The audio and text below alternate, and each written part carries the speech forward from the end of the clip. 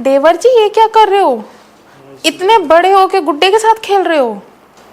अरे भाभी तो क्या करूं, आप ही मुझे बताओ ना। ये तो तुम्हारी बहन जब से मुझे छोड़ के गई है ना, तब से मेरा मन ही नहीं करता। और तू ऊपर से वो उस चीज की लत भी लगा के चली गई मुझे। तो उसको तो गए हुए 4 दिन हो गया और तुम 4 दिन से यही लेकर बैठे हुए हो। तो क्या करूं? अब एक बात बताओ, आपकी बहन ने जिस चीज की मुझे लत लगाई है, अब वो जाके मैं कहाँ करूं? इसको हटाओ। देवर जी ऐसे थोड़ी ना होता है कि उसको 4 दिन गए, ठीक है, और तुमको लत भी लग गई। भाभी, तुम्हारी बहन यहाँ जितने दिन तक रही थी ना, उसने दिनों रात प्यार लिया है मुझसे। अब उसको भूल जाओ, उसकी शादी होने वाली है।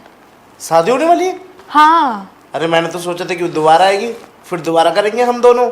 अब दोबारा आएगी वो शादी के बाद। मतलब उससे पहले मैं कुछ भी नहीं कर सकता? नहीं कर सकते कुछ भी।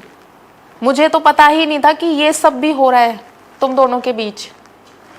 अब तो पता चल गया ना आपको। अरे देवर जी अब पता तो चल गया है, लेकिन इसके साथ करने से क्या होगा? मैं उससे ना एक बार प्यार करना चाहता हूँ, जी भर के। अब मुझे पता है उसका भी मन होगा मुझसे प्यार करने का। देवर जी आपका दिमाग खराब हो गया है। उसका पति क्या सोचेगा कि शादी से पहले वो खुलवा के आई है अपनी।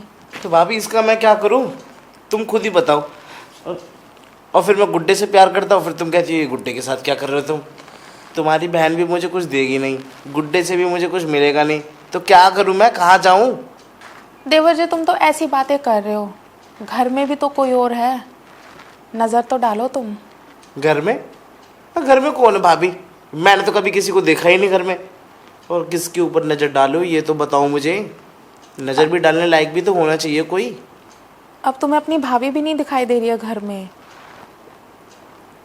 तुम तो ऐसे ही करते हो। अब तुम्हें पता है ना, तुम्हारे भैया तो बाहर रहते हैं, वो तो आते नहीं हैं, और मैं खुश भी नहीं रह पाती। ओह, अब मुझे समझ आया। आप अपने बारे में बात कर रही हैं, है ना? लेकिन भाभी मैं आपके साथ कैसे कर सकता हूँ? अब भैया को पता चल गया फिर? ये तो बहुत शर्म की बात है। अरे इसमें शर्म कैसी देवर जी? और एक बात बताओ, इस घर में हमारे अलावा है ही कौन जो तुम्हारे भैया को बताएगा? हाँ, ये भी बात सही कह रही हो आप। सोच लो, तुम्हारा भी मन है और थोड़ा मेरा भी मन है। अच्छा, तो मतलब आप अपनी मर्जी से कह रही हैं ये सब चीज़ें? बिल्कुल देवर जी, अपनी मर्जी से। और देखो, मेरा प्यारा सा देवर है, तो उसको खुश करना तो मेरा फर्ज है ना। हाँ, ये तो है।